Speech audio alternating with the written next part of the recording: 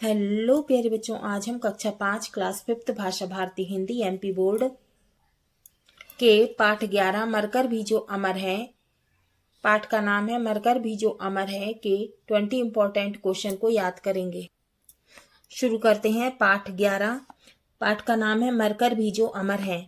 बहुविकल्पीय माने बहुत सारे विकल्प वाले।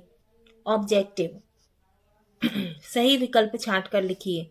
प्रश्न 1, झांसी के बाद आजाद ने छिपने के लिए अपना नया ठिकाना माने नई जगह बनाया। किसे बनाया था? ऑप्शन है ए इलाहाबाद में, ऑप्शन बी ओरछा में, ऑप्शन सी वाराणसी में, ऑप्शन डी झाबुआ में। तो इसका उत्तर है ऑप्शन बी ओरछा में।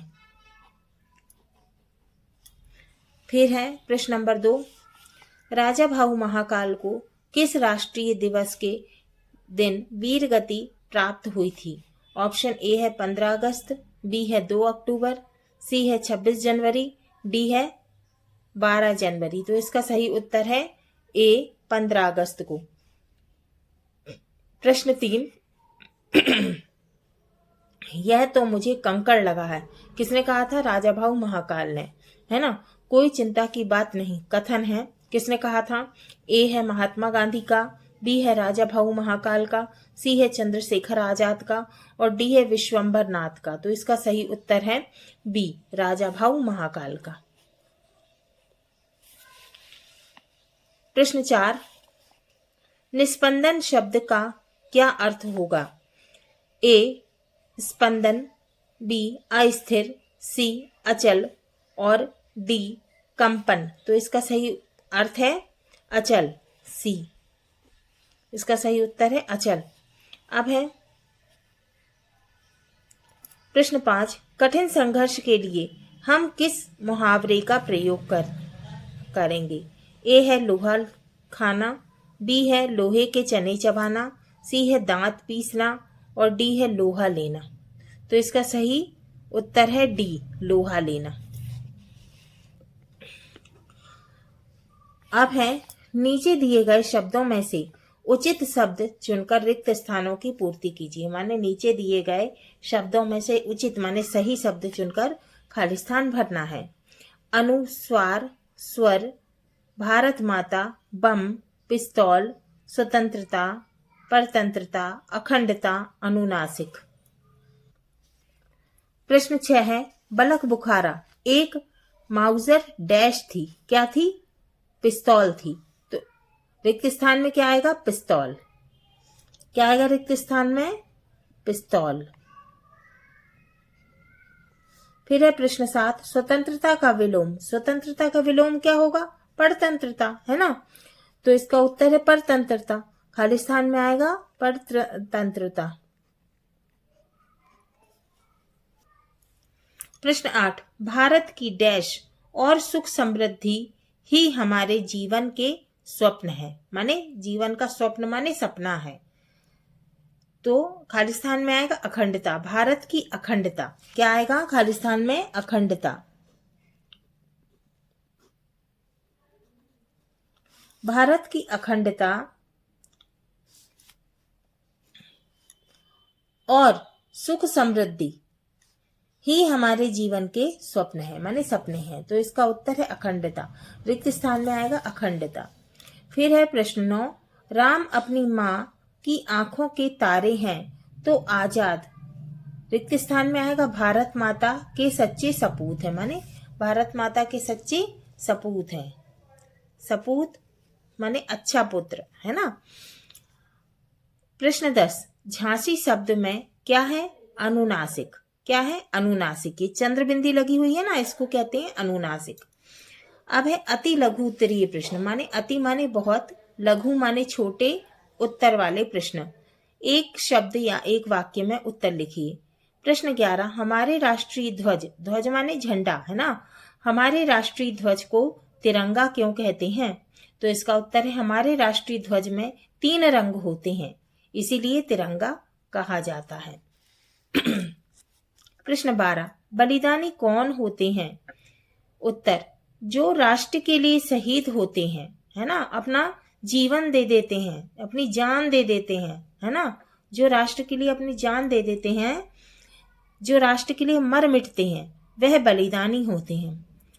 जो देश के लिए मर मिटते हैं, है ना, शहीद हो जाते हैं, वो कैसे होते हैं? बलिदानी होते हैं। प्रश्न 13, परिणामतः शब्द में आए हुए मूल शब्द तथा प्रत्यय शब्द को लिखिए। उत्तर है मूल शब्द है परिणाम और प्रत्यय है तः। प्रश्न 14, राजा भाऊ महाकाल के जन्म दिनांक की एक अन्य विशेषता बताइए। तो उत्तर है राजा भाऊ महाकाल का जन्म 26 जनवरी हुआ था। 26 जनवरी को हमारे देश का संविधान भी लागू हुआ था। अब है लघु उत्तरीय प्रश्न। प्रश्न 15, अनुस्वार तथा अनुनासिक का प्रयोग करते हुए 5 शब्द लिखिए। उत्तर है अनुस्वार। लाइन के ऊपर जो बिंदी लगी होती है उसे अनुस्वार कहते हैं। पा में अम की बिंदी पंख, पा में अम की बिंदी पंच, छ में बड़ी की मात्रा छी पंछी, कंठ, अंधकार, संपूर्ण और मंत्र। अब है अनुनासिक। अनुनासिक कहते हैं चंद्र बिंदी को, जैसे झांसी, गांव, ऊंट, पांव और छांव। प्रश्न है 16, परी और अन उपसर्ग लगाकर 2-2 शब्द तथा ई और ता प्रत्यय लगाकर 2-2 शब्द बनाइए। उत्तर है उपसर्ग। परी, परी धन श्रम बराबर परिश्रम, इसमें परी क्या है? उपसर्ग है। फिर है परिवार, परी धनवार बराबर परिवार, इसमें परिवार उपसर्ग है। अब है अन उपसर्ग, अन धन गिनत बराबर अनगिनत, अन धन मूल बराबर अनमूल। प्रत्यय ई, मानव में ई लगा दिया हो गया मानवीय, राष्ट्र में ई लगा हो गया राष्ट्रीय, तो ई इसमें प्रत्यय है। ऐसे ही ता प्रत्यय, निडर में ता लगा दिया हो गया निडरता। प्रश्न 17, झांसी में रहते हुए आजाद के जीवन में आई परेशानियों को संक्षेप में लिखिए। संक्षेप में माने छोटे में लिखना है। उत्तर है झांसी में रहते हुए आजाद के जीवन में परेशानियां बहुत आईं। आजाद कौन? चंद्रशेखर आजाद। छोटे से खोखे में रहते थे, माने छोटे से घर में रहते थे और भूख लगने पर एक बार चना चवैना खाकर उनको रहना पड़ता था। प्रश्न 18, राजा भाऊ महाकाल को तैरने का शौक था, माने उनकी पसंद क्या थी? उनको क्या अच्छा लगता था? तैरना अच्छा लगता था। आप अपनी किसी एक रुचि के बारे में बताइए। आपको किस चीज का शौक है? आपको क्या पसंद है वह बताना है। तो उत्तर, मुझे खो खो खेलने का बहुत शौक है, उसमें मुझे बहुत मजा आता है, मैंने बहुत अच्छा लगता है मुझे। अब है दीर्घ उत्तरीय प्रश्न। प्रश्न 19, निम्नलिखित बिंदुओं के आधार पर राजा भाऊ महाकाल के बारे में बताइए। पहला है जन्म, दूसरा है शिक्षा, तीसरा है बचपन, चौथा है स्वतंत्रता आंदोलन, पांचवा निधन। पहला है जन्म। जन्म कब हुआ था उनका? 26 जनवरी को हुआ था। शिक्षा, राजा भाऊ महाकाल की शिक्षा उज्जैन में हुई। बचपन, इन्हें व्यायाम करने का शौक था, नदी में तैरने का भी शौक था। फिर है स्वतंत्रता आंदोलन, किसान आंदोलन का सफल नेतृत्व किया। गोवा की मुक्ति के लिए आंदोलन में भाग लिया। निधन, इनका निधन 15 अगस्त को हुआ। प्रश्न 20, किसी महान व्यक्ति या स्वतंत्रता संग्राम सेनानी के बारे में 8 से 10 वाक्य लिखिए। हम लिख रहे हैं नेताजी सुभाष चंद्र बोस के बारे में। नेताजी सुभाष चंद्र बोस का जन्म 23 जनवरी सन 1897 को उड़ीसा के कटक शहर में हुआ था। उनके पिता का नाम जानकीनाथ बोस था। पिता का क्या नाम था? जानकीनाथ बोस। और मां का नाम प्रभावती था। सुभाष चंद्र बोस आजाद हिंद फौज के संस्थापक थे। उनका प्रसिद्ध नारा था, तुम मुझे खून दो मैं तुम्हें आजादी दूंगा। हाँ तो बच्चों, ये हमारा पाठ 11 मरकर भी जो अमर है के 20 इम्पोर्टेंट क्वेश्चन पूरे हुए।